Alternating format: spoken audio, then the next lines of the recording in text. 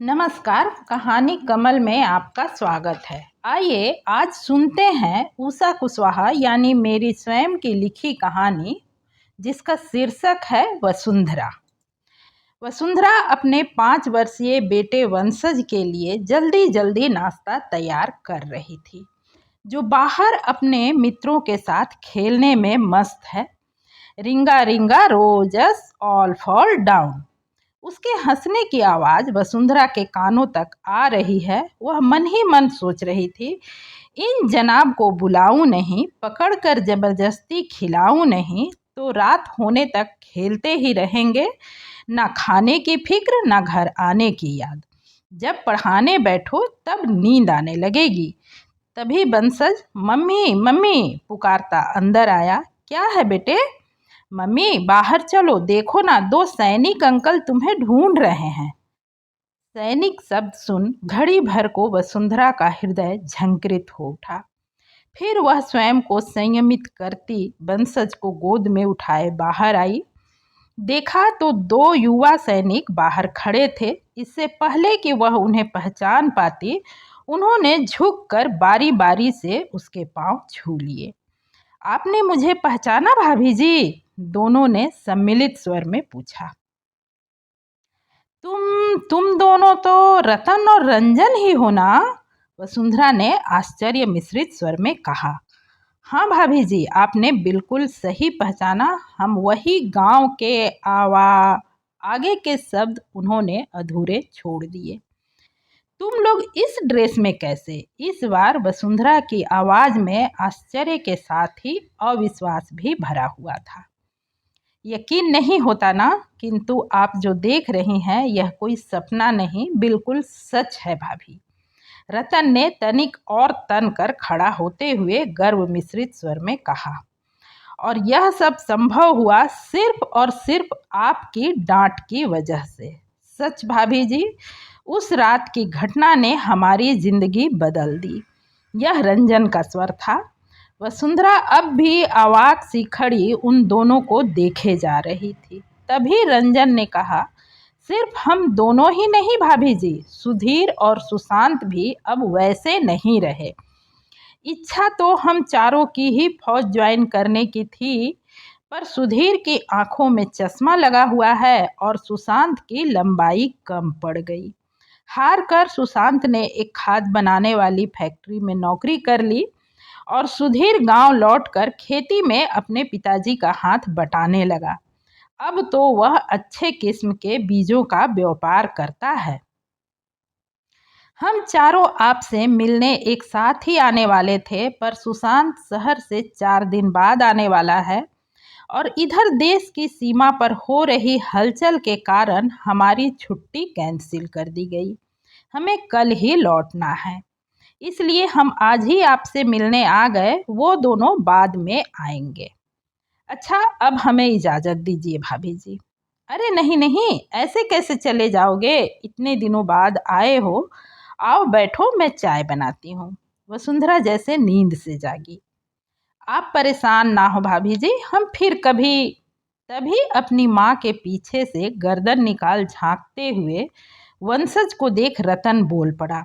भाभी जी, यह हमारे गांव का जवान है ना, जूनियर सागर? हाँ, यही है तुम्हारे सागर भैया की अंतिम निशानी और मेरा वंशज। वंशज जो अब तक माँ के पीछे खड़ा जिज्ञासा भरी नजरों से उन्हें निहार रहा था, अपना नाम सुन तनिक और पीछे खिसक गया। उसकी यह बाल सुलभ हरकत देख दोनों मुस्कुरा पड़े। रंजन ने आगे बढ़कर उसे गोद में उठा लिया। थोड़ी देर शर्माने झिझकने के बाद वंशज उनके साथ मजे से खेलने लगा।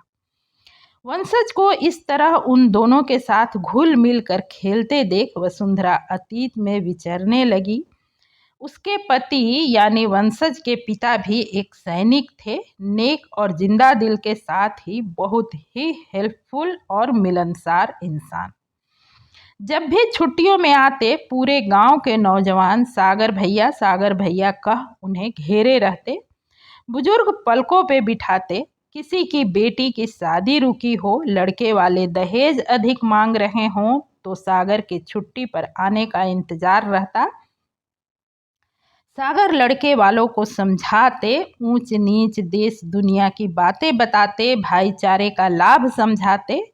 गांव की बेटी के नाते भाई चाचा के रिश्ते से हाथ जोड़ निवेदन करते। उनकी बातों का ऐसा असर होता कि बारात गांव में आ ही जाती। कभी कभी जरूरत हो तो लड़की वालों की कुछ आर्थिक मदद भी कर देते। किसी का बच्चा पढ़ाई में ध्यान नहीं दे रहा हो, सागर भैया से उसकी शिकायत की जाती। सागर बच्चे को पढ़ाई का महत्व समझाते, बहादुरी का पाठ पढ़ाते। बच्चे का अगला परीक्षा फल अच्छा हो जाता। बच्चा अगर किशोर उम्र का हुआ तो सागर उससे दोस्ती कर उसके मन की बात, उसके सपने, उसकी चाहत को जानकर उसे उसके अनुरूप ही आगे बढ़ने, अपने लक्ष्य को पाने, उस तक पहुंचने के लिए सही दिशा निर्देश देते हुए कड़ी मेहनत करने को प्रोत्साहित करते। किसी के पेंशन का काम रुका हो तो सागर बेटे का इंतजार, किसी के बैंक में कोई काम अटका हो तो सागर के छुट्टी पर आने का इंतजार। सारा दिन यूं कहें सारी छुट्टी गांव वालों से घिरे हुए ही बीत जाती। कभी कभी वसुंधरा चिढ़ कर कहती, आपके पास अपने नाम के अनुरूप ही पूरे गांव को देने के लिए कुछ न कुछ है, बस मेरे लिए ही नहीं है। अजी बंदा आपका गुलाम है, आप हुक्म तो कीजिए, सागर खुशामद भरी लहजों में कहता। बस बस रहने ही दीजिए, ज्यादा बातें ना बनाइए। आपके समय पर केवल आपकी नौकरी और इन गांव वालों का ही हक है ना। कभी बैठते हैं 2 घड़ी मेरे पास, वसुंधरा उलाहना देती हुई कहती। जाने मन आप तो हर घड़ी मेरे साथ ही होती हैं, मेरे पलकों में, मेरी सांसों में, मेरी धड़कनों में। सागर के द्वारा कहे प्रेम में डूबे इन शब्दों को सुनकर वसुंधरा मन ही मन आनंदित हो उठती, किंतु बनावटी गुस्सा दिखाती हुई कहती, हाँ हाँ, मेरे हिस्से सिर्फ बातें ही तो बची है। मैं आपकी इन बातों में आने वाली नहीं। अगली बार जब आप आएंगे मैं अपने मैके चली जाऊंगी, फिर मिलते रहना अपने इन गांव वालों से। मुझसे अधिक यही तो तुम्हारा इंतजार करते हैं। उसकी बात पर जोर का ठहाका लगाते हुए सागर कह उठते, हाय, आपकी इन्हीं अदाओं के तो दीवाने हैं हम। जाने मन आपको तो झूठ बोलना भी नहीं आता, आंखों में प्यार और लब पे गुस्सा। सागर द्वारा कहे इन शब्दों को सुनकर वसुंधरा शर्मा कर पति के चौड़ी छाती में मुंह छुपा लेती। सागर उसे बाहों में कसते हुए कहते, मेरी प्यारी वसु, तुम तो मेरी जान हो, पर मेरी थोड़ी सी कोशिश से अपने गांव वालों का कुछ भला होता है। उनके चेहरे पर आई खुशी देख मुझे बड़ा सुकून मिलता है। जानती हूँ जी, मैं तो बस यूं ही। आपके प्रयास से आरती की शादी हो गई। रमावती चाची कितनी खुश है, ढेरों आशीष दे रही थी आपको। मुझे गर्व है आप पर। पर मैं उन 4 चौकड़ियों का कुछ नहीं कर पा रहा हूँ। सागर का स्वर चिंतित हो उठा था। अब किसकी बात कर रहे हैं? वही रतन, रंजन, सुधीर और सुशांत की। रतन तो खैर मुखिया का बेटा है, गलत लाड़ प्यार में बिगड़ गया है तो मुखिया जी उसके लिए कर ही लेंगे कुछ न कुछ। पर उसके संगत में ये तीनों भी बिगड़ते जा रहे हैं। पढ़ाई लिखाई ठीक से इन्होंने की नहीं, अब ना तो खेती के काम में हाथ बटाते हैं और ना ही कोई व्यवसाय ही करना चाहते हैं। रंजन की माँ सुशीला काकी कल बहुत रो रही थी। सुधीर और सुशांत के पिता भी चिंतित हैं। ये चारों मेरी बात पर ध्यान ही नहीं दे रहे। पिछली बार समझाया था तो सब ने हाँ हाँ किया था, पर इनकी हरकतें वैसी की वैसी ही है। इस बार मिलने से कतरा रहे हैं। समझ नहीं आता इन्हें अक्ल कब आएगी। अजी आप भी किन आवारों के पीछे अपना श्रम और समय जाया कर रहे हैं? ये पक्के बदमाश हैं, ये सुधरने वाले नहीं। नहीं नहीं वसु, ऐसा नहीं सोचते। ये भी अपने गांव के लड़के हैं, मेरे भाई जैसे ही हैं, बस जरा भटक गए हैं। इसके इसके आगे वसुंधरा कुछ नहीं कहती। वह जानती है सागर की आदतें, वे प्रयास करना कभी नहीं छोड़ेंगे। वसुंधरा के गर्भ में वंशज पलने लगा था। उसकी जीवन बगिया खुशियों से महक रही थी। अब तो लगभग हर दिन फोन पर बात होने के बावजूद हफ्ते 2 हफ्ते में सागर का पत्र भी आने लगा था, जिसमें पिता बनने की खुशी और बेकरारी साफ झलक रही होती। कभी आने वाली संतान के संभावित नाम, तो कभी उसके भविष्य की तैयारी। फोन पर कई बातों को भूला जा सकता है, पर पत्र में लिखी बातें अधिक समय तक याद रहती है। वसुंधरा उन पत्रों को कई कई बार पढ़ती और आनंदित हो स्वयं ही बड़बड़ा उठती, वाह सागर साहब, पिता बनने की खुशी में पिता बनाने वाली को ही भूल गए। फिर स्वयं से ही शर्मा जाती। शर्म की लाली उसके गालों पर उभर आते। वह झट अपनी हथेली से अपना चेहरा ढक लेती, जैसे उसे डर हो कोई उसे देख न ले। तभी बेचारी कहाँ जानती थी कि दुर्भाग्य की क्रूर आंखें न सिर्फ उसे देख चुकी है, बल्कि दबे पांव उसकी ओर बढ़ भी रही है। सागर फौज के वाहन से रूटीन राउंड के बाद हेडक्वार्टर की ओर लौट रहे थे कि उनका वाहन आतंकवादियों द्वारा बिछाए बारूदी सुरंग का शिकार हो गया। कई सैनिक घायल हुए, पर सागर सहित 2 जवान शहीद हो गए। सूचना मिलते ही पूरे गांव में कोहराम मच गया। हर आंख में आंसू, हर घर में शोक। कौन किसे और क्या ढाढ़स बंधाए। ये भी कोई बात हुई भला।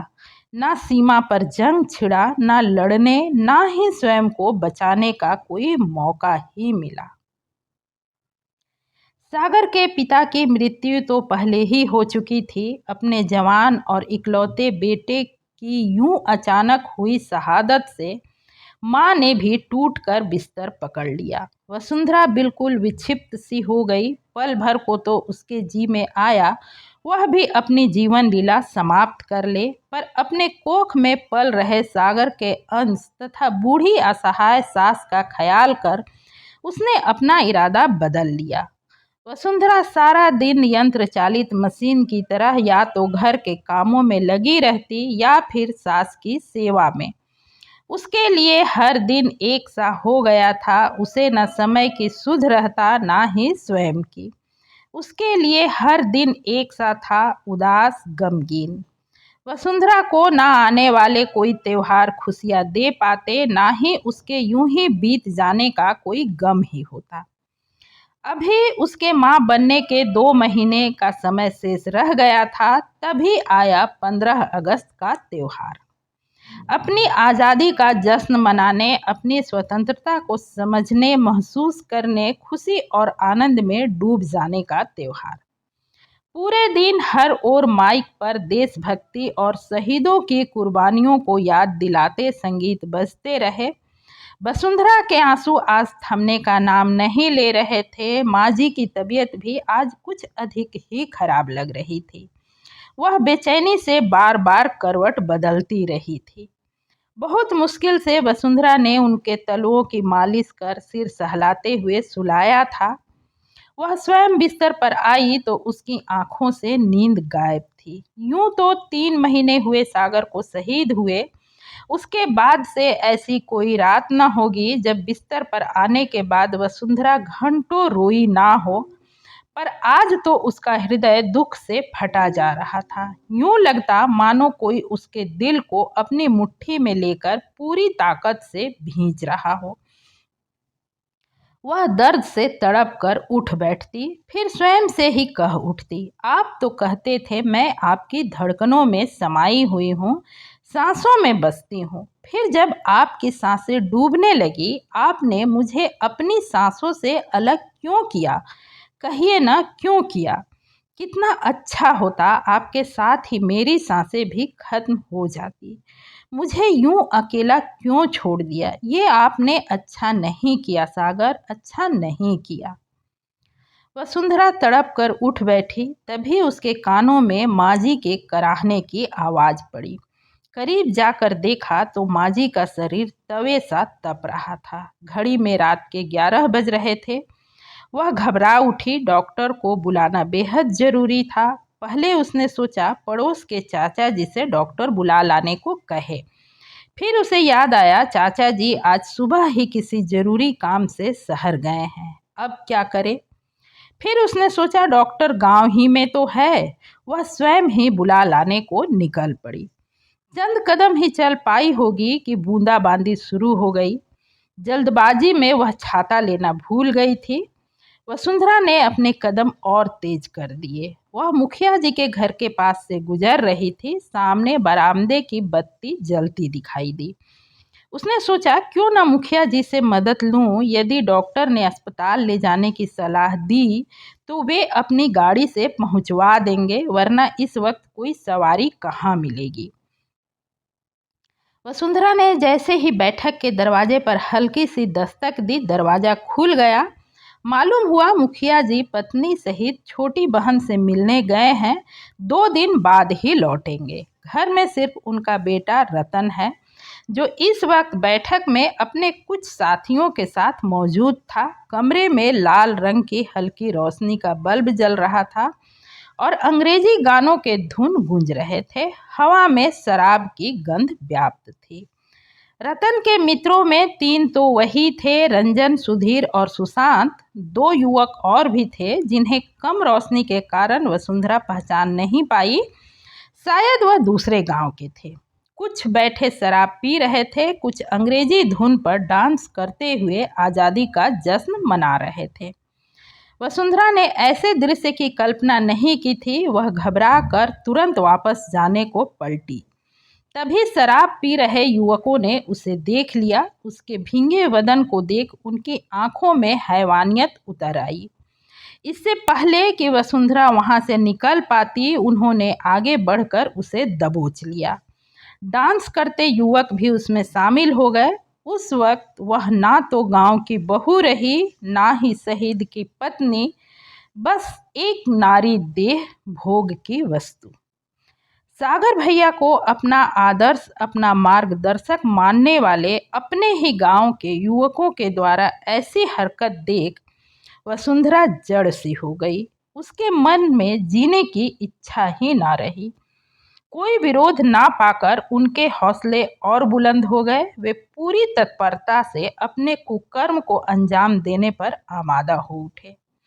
तभी सागर के अंश ने मां के गर्भ से ही विरोध जताना शुरू किया।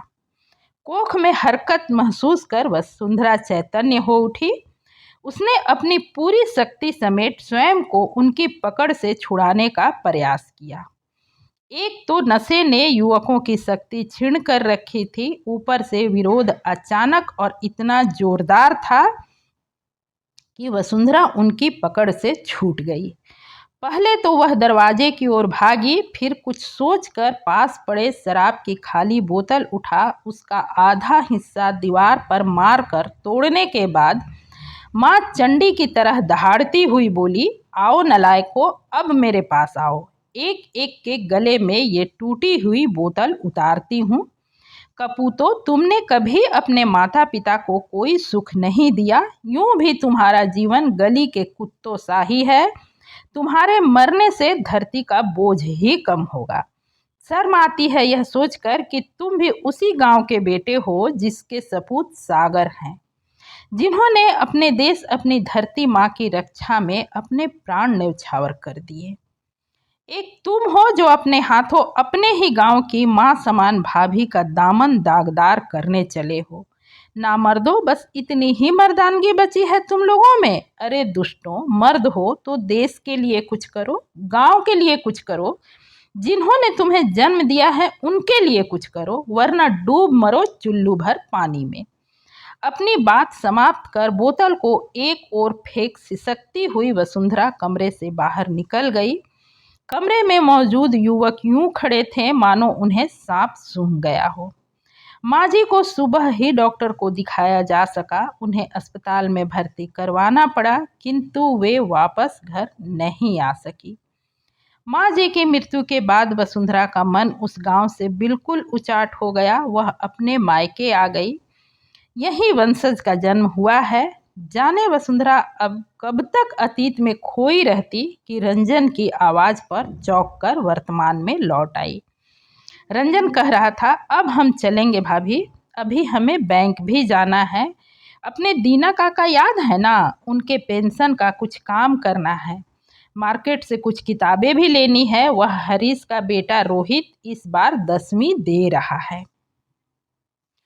दोनों ने बारी बारी से झुककर वसुंधरा के पांव छुए और खड़े होकर अपनी टोपी उतार वंशज को सैल्यूट मारी। वसुंधरा यह देखकर दंग रह गई कि उन्हें ऐसा करते देख वंशज ने भी उनकी नकल इतनी अच्छी तरह उतारी मानो वह इस काम को वर्षों से जानता हो। उसे ऐसा करते देख रतन और रंजन मुस्कुरा पड़े। अगली छुट्टी में गांव आने पर फिर से मिलने आने का वादा कर दोनों निकल पड़े। वसुंधरा उन्हें जाते हुए दूर तक देखती रही। उसके मन ने कहा, जिस धरती पर सागर जैसे सपूत जन्मते हो, उस धरती के इन नए बिरुओं को जमाने की विषैली हवा कुछ देर के लिए भटका भले ही दे, पर जड़ में सागर जैसे सपूतों की शहादत का अमृत अब भी बाकी है और इन अमृत के होते सागर हमेशा अमर रहेंगे, इनकी शक्ति बनकर, इनकी प्रेरणा बनकर। समाप्त। अब मुझे दीजिए इजाज़त, एक नई कहानी के साथ फिर मिलूंगी। तब तक के लिए नमस्कार। इस चैनल की कहानियाँ पसंद आ रही हो तो चैनल को ज़रूर सब्सक्राइब करें।